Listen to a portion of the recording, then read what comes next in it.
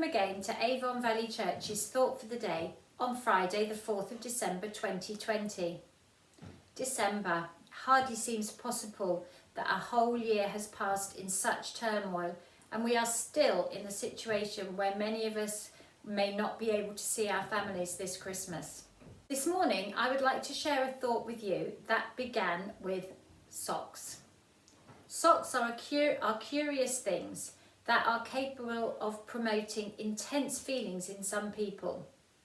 Did you know that lost socks can cost you around £240 a year? Misplaced socks are no laughing matter, and in 2011 researchers established that the average four-person family will lose 60 socks a year, racking up a total of approximately £240. What they couldn't tell us, however, was where do the socks go? And did you know that a design on the ankle or side of a sock is called a clock? Cavemen were the first to wear socks. Experts believe that the first socks were worn by cavemen who wrapped animal skins around their feet and tied them at the ankle, sometimes using fur for extra warmth. There is an urban legend at the school where I teach that tells of a teacher who, when standing at the back of church with her father on her wedding day, looked down towards the altar to see her husband-to-be in top hat and tails and white sports socks. She is said to have left him at the altar, never to have seen him again. So why then am I talking to you today about such a random thing as socks? Well, the wearing of socks, as with the origins of many things we take for granted nowadays, has its roots in history. And these traditions have changed over the course of time, sometimes for the better and sometimes not, depending on your point of view. The oldest known pair of socks is 1,600 years old and was excavated at the end of the 19th century from some Greek burial grounds from an ancient colony on the Nile River in central Egypt. These socks are made from red wool and have specific split toes for wearing with sandals. In the survey that I mentioned earlier, researchers also found that the mystery of lost socks resulted in 82% of young men rocking odd socks at least once a week. A personal pet hate of mine, and one that my students and children try in vain to get away with. At this time of year, the idea of socks inevitably leads one's train of thought to stockings and Christmas presents, the history of which does not, as one might expect, begin in the Victorian era, as with many of our Christmas traditions, but has its roots in pagan rituals, namely the winter solstice, which in the Northern Hemisphere occurs in December. It was celebrated in ancient Rome with the Saturnalia holiday, a December festival in honour of the god Saturn, which comprised sacrifice, a public banquet and private gift giving with continual partying. The presents exchanged were usually practical joke type gifts or small figurines made of wax or pottery. As Christianity became increasingly widespread in Roman lands, the custom of gift giving became tied to the 25th of December, the day of Jesus' birth, and to the story of the three wise men bearing gifts. For many people today, the giving of gifts reminds us of the presents given to Jesus by the three wise men. Frankincense, which is sometimes used in worship in churches and showed that people would worship Jesus. Gold, which is associated with kings, and Christians believe that Jesus is the King of Kings. Myrrh, a perfume that is put on dead bodies to make them smell nice. Christians believe that it showed that Jesus would suffer and die. Some early Christian rulers believed that it was their subjects who should give gifts to their superiors and insisted on tributes and tithes during that period. This changed around the turn of the first millennium, following the popularity of another historical gift giver, Good King Wenceslas, who braved harsh winter weather to give alms to a poor peasant on the feast of St. Stephen. Christmas gift giving to superiors became less common, and around the time of the Protestant Reformation, bestowing presents on children became increasingly widespread in Europe. The tradition of gift giving was further cemented through tales of St. Nicholas, an early Christian bishop from the Greek city of Myra, whose legendary habit of secret gift giving gave rise to the traditional model of Santa Claus. So how did this Christian saint turn into the North Pole dwelling bringer of Christmas gifts?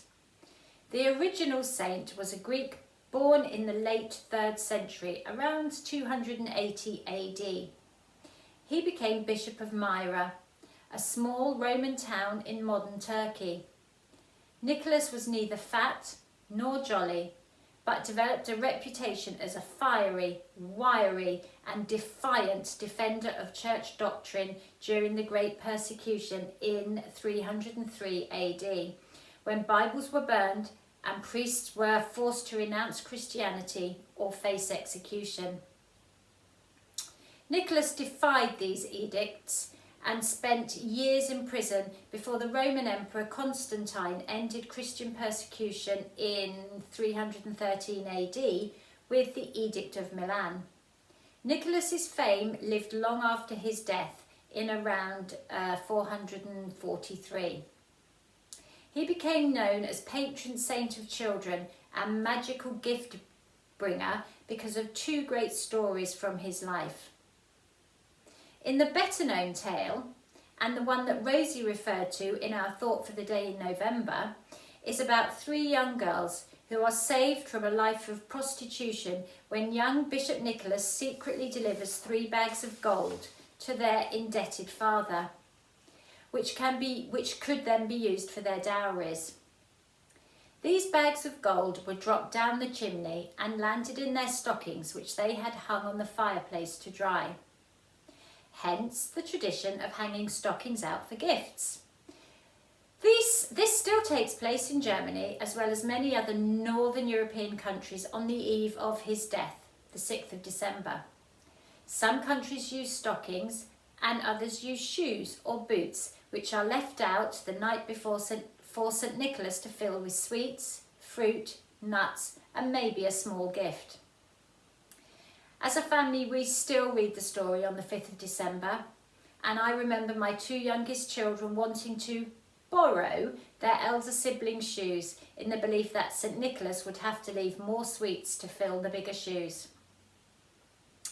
By the end of the 19th century, Christmas Eve, the 24th of December, became the most common date for gift giving in Western culture, and one that continues to this day in Germany.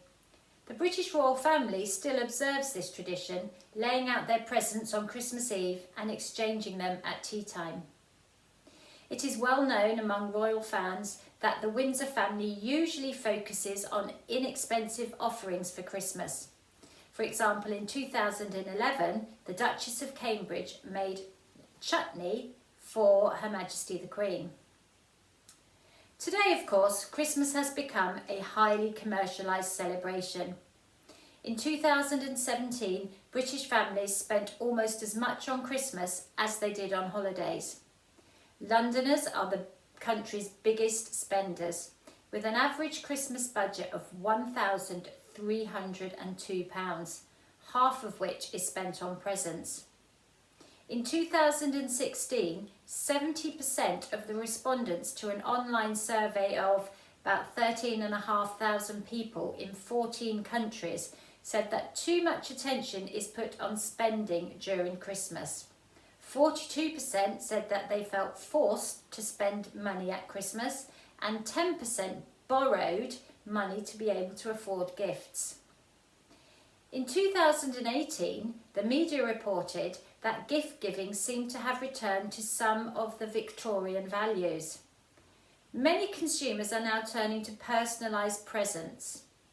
The demand for unique gifts is definitely growing, said Louis Porter, co-founder of the Handmade Christmas Company, which creates more than 100,000 hand-finished products each year. he goes on to say that not only are personalised presents crafted especially for the recipient, but they become keepsakes. In the case of our Christmas gift sacks and stockings, they become an integral part of a family's Christmas tradition. I remain unconvinced, however, that having a unique handcrafted gift made by someone else can be considered a return to the original values of Christmas. Christmas itself is really about a big present that God gave the world about 2,000 years ago, Jesus. One of the most famous Bible verses, John 3 verse 16 says, God so loved the world that he gave his only Son, so that whoever believes in him may not be lost, but have eternal life. The world is currently experiencing a period of immense and fast-moving change, and it is, I would suggest, an ideal time to review our Christmas habits and traditions. Many people have spoken recently of more quality time with family during lockdown, of enjoying the more simple pleasures, board games, family quizzes, playing in the garden, time to read and reflect. Can we extend this to our Christmas traditions and simplify but also improve them? And a final thought for you on socks. The ancient Romans committed fashion faux pas too. Rust on a nail from a Roman sandal found at an archaeological dig in Yorkshire appeared to contain material fibres, suggesting that a sock-type garment had been worn. Yeah, that's right.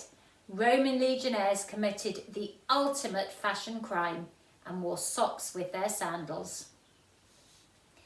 So, in this time of Advent, as we approach Christmas, and as you pull on your socks, hopefully matching, and hopefully, as etiquette dictates, matching the colour of your shoes and trousers, but at least one shade darker than the trousers and one shade lighter than the shoes, you can spare a moment to consider the true meaning behind the gifts that you both give and receive. Oh, and that teacher, yeah, you guessed it, it's me. Until we meet again, God bless you all.